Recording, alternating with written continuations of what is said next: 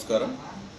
గత వారం రోజులుగా గిరిజన గురుకులాల్లో అవుట్సోర్సింగ్ విధానంలో పనిచేస్తున్నటువంటి ఉపాధ్యాయులు నిరాహార దీక్షలు ప్రతి జిల్లా కేంద్రంలో చేస్తున్నటువంటి పరిస్థితి మనమంతా కూడా చూస్తున్నాం.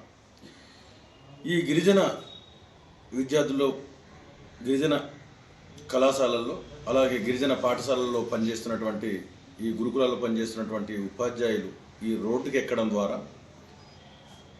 అక్కడ చదువుతున్నటువంటి విద్యార్థులు 4,000 మంది విద్యార్థులు, అలాగే 2,700 మంది కాలేజీ విద్యార్థులంతా కూడా ఈరోజు ఎటువంటి చదువుకి నోచుకోకుండా ఈరోజు వారం రోజులుగా ఎటువంటి బోధన లేకుండా ఈరోజు కాలయాపన చేయడం జరుగుతుంది. ఈరోజు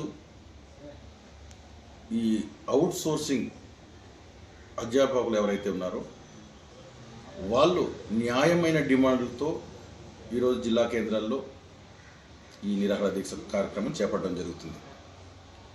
ఇప్పుడు వాళ్ళు అడుగుతున్నటువంటి ప్రధానమైనటువంటి డిమాండ్లలో ఒకటి 2022 పిఆర్సీ ప్రకారం సమాన పనికి సమాన వేతనం ఇవ్వాలనే ఒక డిమాండ్ ఉంటే, 2014 కంటే ముందు నుండి పనిచేస్తున్నటువంటి అధ్యాపకులు ఎవరైతే ఉన్నారో వాళ్ళకి రెగ్యులర్ చేయాలనే ఒక డిమాండ్, అలాగే అవుట్సోర్సింగ్ పద్ధతి నుండి కాంట్రాక్ట్ పద్ధతికి మార్చాలనేటువంటి మరొక డిమాండ్తో ఈరోజు ఈ అధ్యాపకులంతా కూడా ఈ నిరాహార దీక్ష చేపట్టడం జరుగుతుంది.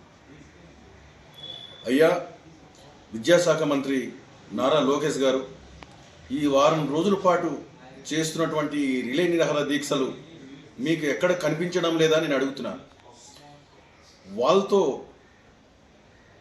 ఈ అవుట్సోర్సింగ్ అధ్యాపకులతో మీరు మాట్లాడి వాళ్ళ సమస్యలు పరిష్కరించి వెంటనే వాళ్ళు విద్యా బోధన అందించాలనే విధంగా మీరు సూచించాల్సిన అవసరం ఉన్నప్పటికీ మీరు ఎటువంటి స్పందన లేకుండా, మీ నుంచి స్పందన కరువై ఈరోజు మా గిరిజన విద్యార్థులంతా కూడా ఈరోజు రోడ్డున పడ్డ పరిస్థితి ఈరోజు ఇక్కడ ఉంది. గత ప్రభుత్వంలో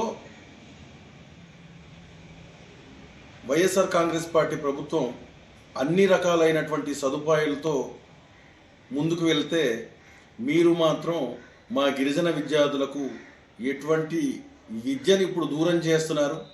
అలాగే మీరు వైద్యాన్ని అయితే పూర్తిగా ఎటువంటి పట్టకుండా మీరు గాలికి వదిలేశారు. మీకు గిరిజన